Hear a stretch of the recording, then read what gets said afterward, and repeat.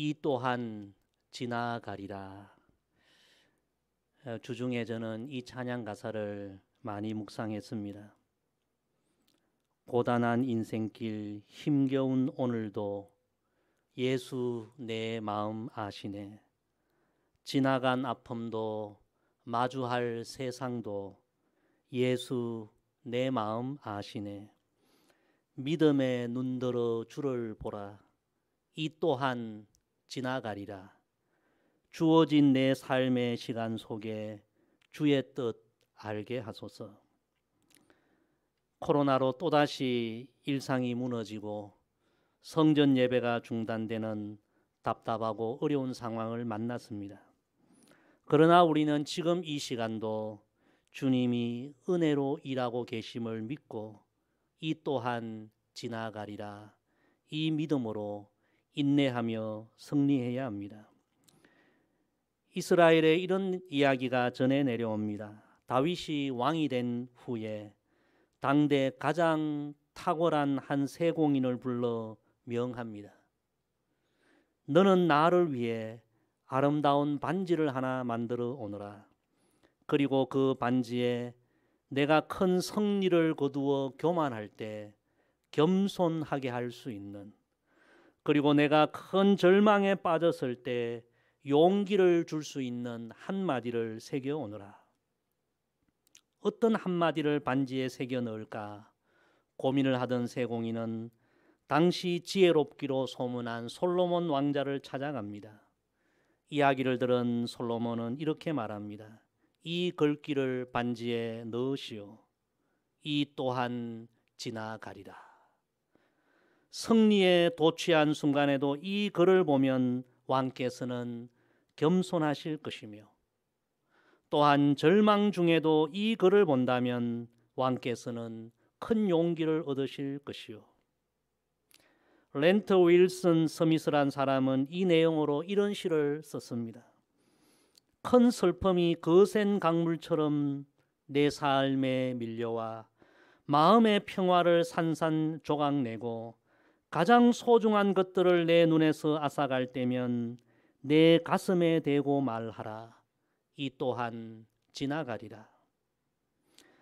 끝없는 힘든 일들이 내 감사의 노래를 멈추게 하고 기도하기에도 너무 지칠 때면 이 진실의 말로 내 마음에서 슬픔을 사라지게 하고 힘겨운 하루의 무거운 짐을 벗어나게 하라. 이 또한 지나가리라. 성도 여러분, 그렇습니다. 우리 하나님은 오늘 우리가 직면한 이 고통의 시간도 반드시 지나가게 하시고 회복의 날, 다시 부흥의 날을 우리에게 주실 줄로 믿습니다. 그래서 오늘부터는 회복 리바이벌 이런 주제로 이사야 말씀을 통하여 코로나로 다시 너무 답답한 시간을 보내고 있는 우리들에게 주시는 주님의 소망의 말씀을 함께 나누기를 원합니다. 이스라엘 백성들은 무려 70년 동안 바벨론 포로 생활, 우리는 지금 2년째 코로나 이 시간을 보내면서 너무 힘겨워하는데 무려 70년이라는 끝이 보이지 않는 고통의 시간을 그들은 보내고 있었습니다. 그런데 하나님은 그들을 다시 회복시켜 주시겠다는 회복의 말씀, 소망의 말씀을 그들에게 전해 주십니다. 현실적으로는 믿기지 않습니다. 이 고통의 시간들이 끝날 것 같지 않습니다. 그러나 하나님은 그들을 다시 회복시켜 주시겠다는 놀라운 말씀을 주십니다. 오늘 말씀이 그 말씀인데 우리 8절 말씀 다 같이 읽습니다. 시작. 여호와께서 이같이 이르시되 은혜의 때에 내가 내게 응답하였고 구원의 날에 내가 너를 도왔도다. 내가 장차 너를 보호하여 너를 백성의 언약으로 삼으며 나라를 일으켜 그들에게 그 황무하였던 땅을 기업으로 상속하게 하리라. 할렐루야. 우리가 첫째로 오늘 깨달아야 할 진리는 우리는 항상 은혜의 시간 속에 살아가고 있다는 것입니다. 따라합시다. 우리는 항상 은혜의 시간 속에 살아가고 있습니다. 여러분, 오늘 말씀을 다시 보십시오. 여호와께서 이같이 이르시되 은혜의 때에 내가 네게 응답하였고 구원의 날에 내가 너를 도왔도다. 여러분, 이 말씀 가운데 은혜의 때라는 말씀을 주목하시기를 바랍니다. 연필을 가지고 계신 분은 다 이 은혜의 때란 말씀에 줄을 쳐놓으시기를 바랍니다. 이스라엘 백성들은 지금 나라를 잃고 오랜 포로 생활 고난의 때를 보내고 있습니다. 분명 고난의 때입니다. 그런데 하나님은 이렇게 말씀하십니다. 지금까지 내가 은혜로 너희를 도왔고 앞으로도 은혜로 너희를 보호하고 일으키리라. 다시 말하면 너희의 삶 전부가 다 은혜 가운데 있다는 그런 말씀입니다. 이스라엘 백성들은 이해가 잘 되지 않습니다. 지금 분명히 고난의 때를 보내고 있는데 하나님은 은혜의 때라고 말씀하십니다. 이해가 잘 되지 않죠. 사랑하는 성도 여러분, 지금 우리는 다시 코로나의 대유행으로 온 국민이 답답함과 불편함과 불안함과 두려움의 시간들을 보내고 있습니다. 우리뿐만 아니라 의료체계가 열악한 동남아 지역, 선교 지역은 더 어려운 고난의 때를 보내고 있습니다. 누가 보아도 지금은 고난의 때입니다. 그런데 하나님의 말씀을 우리가 들어보십시다. 그렇게 생각하지 말라는 하나님 말씀입니다. 하나님 말씀은 지금까지도 너희는 은혜 안에 살았고 지금도 은혜 안에 살아가고 있고 앞으로도 은혜 안에 살아갈 것이다. 하나님의 말씀은 바로 이런 말씀입니다. 다시 말하면 너희의 모든 시간이 은혜 속에 있으니 은혜의 때 안에 있으니 낙심하지 말고 하나님을 전적으로 의지하라는 그런 말씀입니다. 사랑하는 성도 여러분, 이 진리를 깨달았던 바울 사도는 복음을 전하면서 엄청난 고난을 받았지만 끝없는 고난의 때를 그는 만났지만 고린도후서 6장 2절에서 이렇게 고백합니다. 보라, 지금은 은혜 받을 만한 때요. 보라, 지금은 구원의 날이로다. 세상 사람들이 이 이야기를 듣는다면 무슨 소리를 하는가? 지금은 분명 고난의 때요, 고통의 때인데 지금이 어떻게 은혜의 때인가? 그렇게 이야기할 것입니다.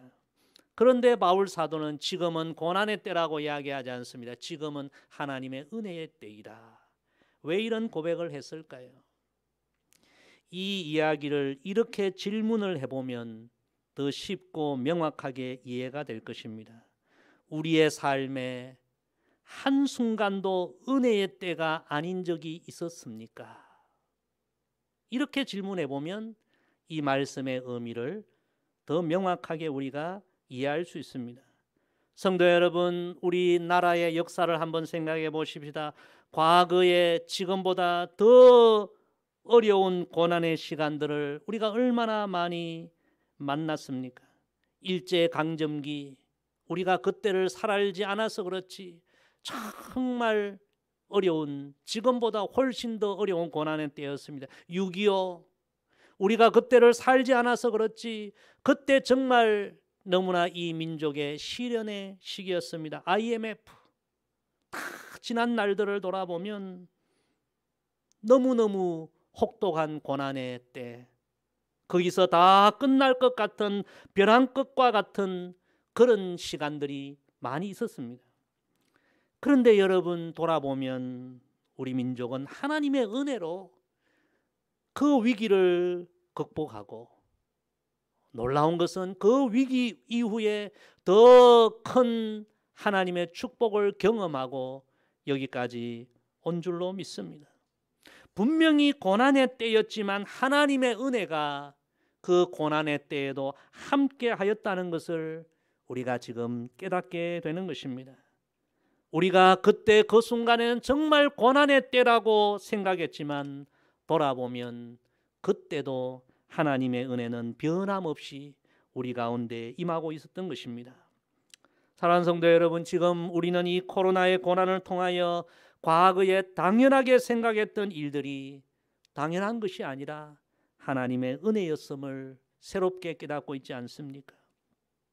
또한 이 고난의 시간들이 사람의 힘으로 해결할 수 없으면 하나님의 은혜가 아니면 결코 극복할 수 없다는 사실도 우리가 다시 깨닫고 있지 않습니까?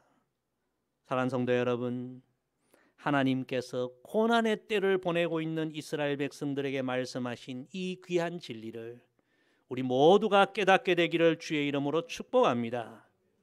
지금 너무 힘겨운 고난의 시간이지만 고난의 때라고만 우리가 생각하지 마십시다. 이 시간들을 포함하여 우리의 모든 날들이 다 하나님의 은혜의 시간 속에 있다는 이 진리를 다시 발견하고 낙심하지 말고 이 고난의 때를 믿음으로 하나님을 의지하며 그렇게 승리하는 저와 여러분 되기를 주의 이름으로 축복합니다. 우리 계속해서 9절 10절 말씀 두 절 같이 읽습니다. 시작. 내가 잡혀있는 자에게 이르기를 나오라 하며 흑암에 있는 자에게 나타나라 하리라. 그들이 길에서 먹겠고 모든 헐벗은 산에도 그들의 풀밭이 있을 것인즉 그들이 줄이거나 목마르지 아니할 것이며 더위와 볕이 그들을 상하지 아니하리니 이는 그들을 긍휼히 여기는 이가 그들을 이끌되 샘물 근원으로 인도할 것임이라. 아멘. 둘째로 따라합시다. 하나님은 지금 이 순간도 우리를 인도하고 계십니다. 하나님의 이 진리의 말씀을 우리가 믿고 깨달아야 합니다. 오늘 본문 9절에 보면 하나님은 바벨론 포로에 잡혀있는 백성들, 고통의 흑암에 사로잡혀 있는 백성들을 거기서 벗어나게 하실 것을 말씀하십니다. 우리는 이 하나님의 역사를 믿어야 합니다. 지금 온 세계가 코로나가 가져온 재난의 고통, 불안과 두려움, 어둠에 사로잡혀 있지 않습니까? 그러나 우리 하나님은, 우리의 인도자 되신 우리 하나님은 이 모든 우리가 사로잡혀 있는 그 재앙과 고통에서 우리를 다 벗어나게 하실 하나님이심을 우리는 믿어야 합니다. 오늘 10절 말씀에 보면 아니할 것이라는 말씀을 3번 반복해 주십니다. 그들이 줄이지 아니할 것이라, 그들이 목마르지 아니할 것이라, 더위와 볕이 그들을 상하게 하지 아니할 것이라. 아니할 것이라. 하나님은 하나님의 백성들을 그렇게 인도해 주실 것을 거듭거듭 말씀해 주십니다. 저와 여러분이 이 하나님의 약속의 말씀을 믿고 붙들고 나아가게 되기를 소망합니다. 그 다음에 이런 놀라운 말씀을 주십니다. 이는 그들을 긍휼히 여기시는 이가 그들을 이끌되 샘물 근원으로 인도할 것임이라. 할렐루야. 이 말씀에 3가지 진리가 포함되어 있습니다. 첫째, 하나님은 우리를 긍휼히 여기십니다. 이는 그들을 긍휼히 여기는 이가. 어떤 상황을 만나도 우리는 하나님의 긍휼을 의심하지 말아야 합니다. 사랑하는 자녀들을 줄이지 아니하게 하시고 목마르지 아니하게 하시고 더위와 볕이 상하게 아니하게 하실 긍휼의 하나님, 하나님의 긍휼을 절대적으로 의심하지 말고 믿고 나아가는 우리 모두가 되기를 소망합니다. 둘째, 하나님은 우리를 이끄십니다. 이는 그들을 긍휼히 여기는 이가 그들을 이끌되. 하나님은 우리를 이끄십니다. 하나님은 우리 인생의, 우리 영혼의 인도자, 목자가 되십니다. 어떤 상황을 만날지라도 사랑하는 양들을 가장 좋은 길로 인도하시는 최고의 목자, 우리 하나님이십니다. 양들이 가는 길에 광야를 만날 수도 있고 메마른 땅을 만날 수도 있지만, 그러나 하나님이 우리의 목자가 되시고 하나님이 우리를 인도하시면 결국에 가장 아름다운 땅에 이르게 될 것입니다. 그래서 우리는 지금 이 고난의 때를 보내고 있지만 하나님이 우리를 지금도 이끌고 계신다. 하나님이 우리의 목자라는 이 믿음의 고백을 선포하고 이 믿음의 고백을 언제나 해야 합니다. 여호와는 나의 목자시니 내게 부족함이 없으리라. 여호와는 나의 목자시니 내게 부족함이 없으리로다. 하나님이 지금도 나의 목자가 되시고 하나님이 지금도 나를 이끌고 계신다. 이 믿음을 우리가 잃지 말아야 합니다. 세 번째, 하나님은 우리를 샘물 근원으로 인도하십니다. 오늘 첫 번째 여러분 은혜의 때라는 말씀에 줄을 쳤는데요. 두 번째 샘물 근원이란 말씀에 여러분 다 줄을 쳐놓으시길 바랍니다. 귀한 말씀이에요. 하나님은 우리를 어디로 인도하시는가? 마침내 샘물 근원으로 인도하신다. 제가 이 말씀을 쭉 묵상해 보았습니다. 세상의 샘물은 마셔도 또 목말라 또 마셔야 됩니다. 지금 이 코로나 시대에 정부에서 재난지원금을 전 국민에게 다 줄 것인가? 아니면 선별적으로 줄 것인가? 이 문제로 인하여 여야가 계속 갈등하고 있습니다. 참 그런 모습을 볼 때 안타깝습니다. 지금 이렇게 어려운 때를 만났는데 국회의원들은 계속 다투고 있고, 성도 여러분, 재난지원금 조금 더 받고 조금 덜 받고, 그게 여러분 지금 우리 국민들의 이 어려운 문제를 해결하는 길이 되겠습니까? 그거 조금 더 받는다고 이 어려운 문제가 해결되겠습니까? 세상의 이 모든 것은 정말 한 모금 물밖에 되지 않습니다. 마셔도 돌았으면 또 목마르고, 우리의 선한 목자이신 하나님은 우리를 인도하시되 영원히 목마르지 않는 샘물 근원으로 인도하신다. 할렐루야. 얼마나 귀한 말씀입니까? 그래서 우리는 목마를수록 하나님을 찾아야 합니다. 답답할수록 하나님을 찾아야 합니다. 하나님은 우리를 샘물 근원으로 인도하시는 하나님이시. 이사야 55장 말씀에 보면 너희 모든 목마른 자들아 물로 나오라. 그리하면 너희가 좋은 것을 먹을 것이며 기름진 것으로 즐거움을 얻으리라. 너희는 내게로 나와 들어라. 그리하면 너희의 영혼이 살리라. 할렐루야. 성도 여러분, 하나님은 우리를 긍휼히 여기십니다. 하나님은 지금도 우리를 이끌어 가십니다. 인도자가 되십니다. 하나님은 우리의 삶의 고난의 상황이 올지라도 우리를 마침내 가장 좋은 길, 샘물 근원으로 인도해 주시는 우리 인생의 선한 목자이십니다. 하나님을 신뢰하며 낙심하지 마시고 끝까지 하나님 손 붙들고 믿음으로 한 걸음 한 걸음 나아가는 저와 여러분 되기를 간절히 소망합니다. 우리 마지막으로 11절에서 13절 다 함께 읽습니다. 시작. 내가 나의 모든 산을 길로 삼고 나의 대로를 도두리니 어떤 사람은 먼 곳에서 어떤 사람은 북쪽과 서쪽에서 어떤 사람은 시님 땅에서 오리라. 하늘이여 노래하라. 땅이여 기뻐하라. 산들이여 즐거이 노래하라. 여호와께서 그의 백성을 위로하셨은즉 그의 고난당한 자를 긍휼히 여기실 것임이라. 아멘. 세 번째 따라합시다. 하나님의 인도하심의 끝을 묵상하며 지금 찬양하십시오. 하나님의 인도하심의 끝, 그 마지막을 묵상하며 고난의 땅에 서 있어도 하나님을 찬양하는 사람이 하나님의 백성인 줄로 믿습니다. 이스라엘 백성들은 지금 참으로 힘겨운 고난의 때를 보내고 있습니다. 고난의 땅에 서 있습니다. 그런데 하나님은 우리가 지금 두 가지를 묵상했죠. 이스라엘의 모든 삶이 다 하나님의 은혜의 시간 속에 있다. 하나님은 지금 이 순간도 은혜로 긍휼로 이스라엘을 가장 좋은 길로 인도하고 계신다. 그리고 세 번째 말씀은 그 하나님의 인도하심의 끝은 슬픔이나 탄식이나 절망이 아니라 최고의 순간이 될 것이라 말씀해 주십니다. 그래서 오늘 세 번째 하나님의 말씀은 그 하나님의 인도하심의 끝을 마지막을 묵상하며 지금 너희가 서 있는 그 땅에서 절망하거나 탄식하지 말고 노래하라.